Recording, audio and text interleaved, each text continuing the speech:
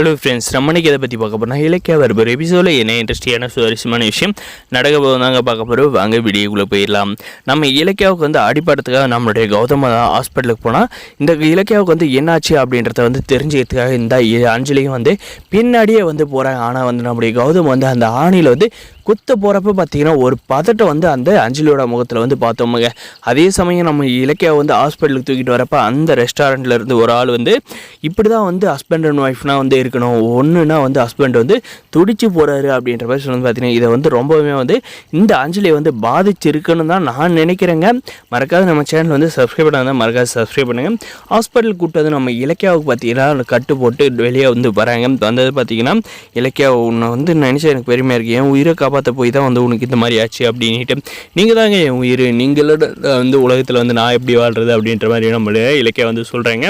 இதுக்கப்புறம் பார்த்தீங்கன்னா சரி அப்படின்ற இதுக்கு மேலே சார் எதுக்காக வரணுமா அப்படின்ற மாதிரி டாக்டர் கேட்குற பார்த்தீங்கன்னா இல்லை நீங்கள் 1 or 2 டைம்ஸ் மறுபடியும் ஹாஸ்பிட்டலுக்கு வந்தீங்களே அந்த தேயில் காயம் ஆறணும், தேயில பிரிச்சிடலாம் அப்படின்ற மாதிரி சொல்லி அனுப்புகிறாங்க. அதே சமயம் இந்த அஞ்சலி அந்த இடத்துல வெயிட் பண்ணிக்கிட்டு இருக்காங்க. நம்முடைய கௌதமும் நம்ம இலக்கியா அஞ்சலியை பார்த்தது பார்த்தீங்கன்னா இவ எதுக்காக இங்கே வந்திருப்பா அப்படின்ற மாதிரி யோசிச்சுட்டு வேறு எதுக்காக கௌதம் வந்திருப்பா, 10 லட்ச ரூபாய் கொடுக்குறோன்னு சொன்னல அதுக்கு தான் வந்திருப்பா. நம்ம இங்கே ஹாஸ்பிட்டலுக்கு வந்ததுமே அந்த பணத்தை கையோட வாங்கிட்டு போக வந்திருப்பா, வேறு என்ன அவளுடைய குறிக்கோளாக இருக்க போகுது அப்படின்ற மாதிரி சொல்கிறாங்க.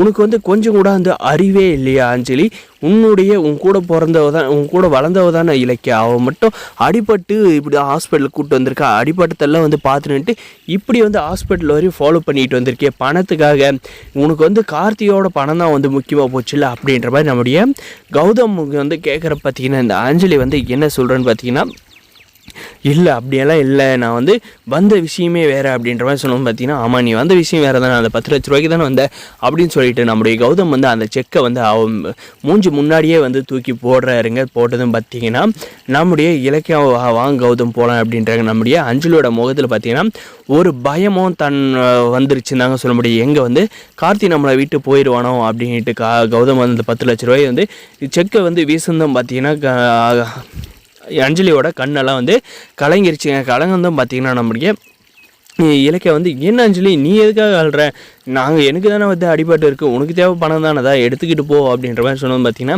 இல்லை எனக்கு இந்த 10 லட்ச ரூபா பணம் தேவையில்லை, எனக்கு என் கூட கார்த்தியை சேர்த்து வச்சுருங்க அப்படின்ற மாதிரி நம்ம இலக்கியாவும் கௌதம் ஆசைப்பட்ட மாதிரியே நடக்க ஆரம்பிக்குதுங்க. ஆனால் பார்த்தீங்கன்னா நம்முடைய கௌதமும் இலக்கியாவும் என்ன நினைக்கிறாங்கன்னா இவ திடீர்னு எப்படி மாறினா அப்படின்ற ஒரு சந்தேகம் வருதுங்க.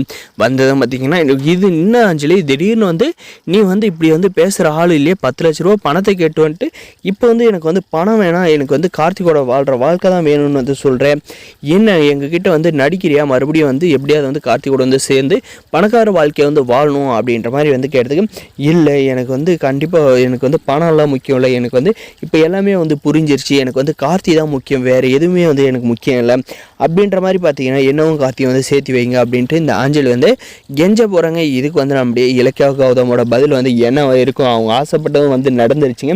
இதுக்கு மேலே கார்த்தியும் பிரியாவும் சேர்த்து வைக்கிற கையை விட்டுட்டு நம்முடைய அஞ்சலியும் நம்முடைய கார்த்தி சேர்த்து வைக்க போகிறாங்களா இருக்க போது மறக்காது நம்ம சேனலை சப்ஸ்கிரைப் பண்ணி தேங்க்ஸ் ஃபார் வாட்சிங்.